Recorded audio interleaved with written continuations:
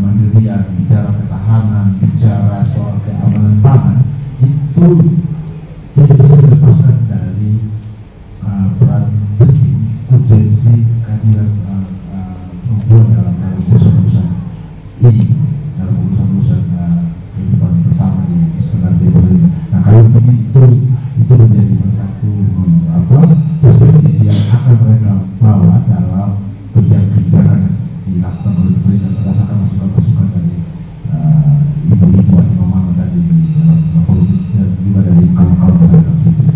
Jadi terakhir, kalau kami di Wali sendiri juga melihat bahwa selain urusan-urusan tadi proses kemiskinan terhadap perempuan, akses secara lingkungan, dan perempuan di NTT juga itu seringkali menjadi korban stigma atas NTT yang kotor ini.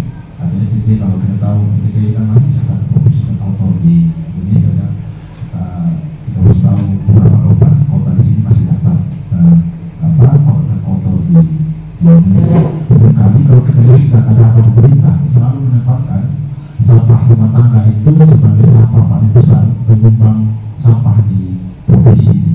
Jadi porsinya bisa 60-70%. Sisanya nanti sampah industri, sampah rumah sakit.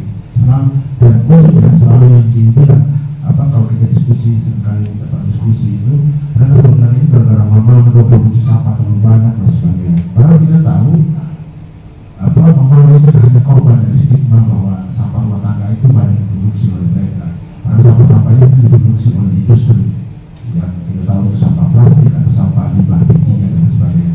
Karena sampah-sampah sesungguhnya dari ibu-ibu kita itu kan sampah-sampah organik, potongan kangkung lah, kepala ikan lah, ikan-ikan rotan lah dan sebagainya. Itu sampah yang alami, yang organik kita. Artinya juga mereka jadi korban dari stigma negatif terkait dengan kondisi terkompensasi.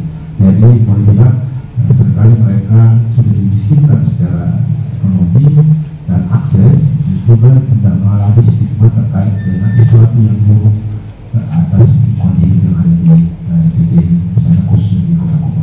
Itu yang saya bisa katakan. Selamat sore kawan-kawan media jurnalis di kota Kupang.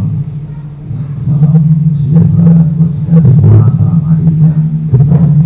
Ya, pertama dalam proses membangun diskusi panjang kali ini, tentu ini datang dari fakta bahwa proses berpikiran pada kaum perempuan dalam pengelolaan sumber daya alam yang komprehensif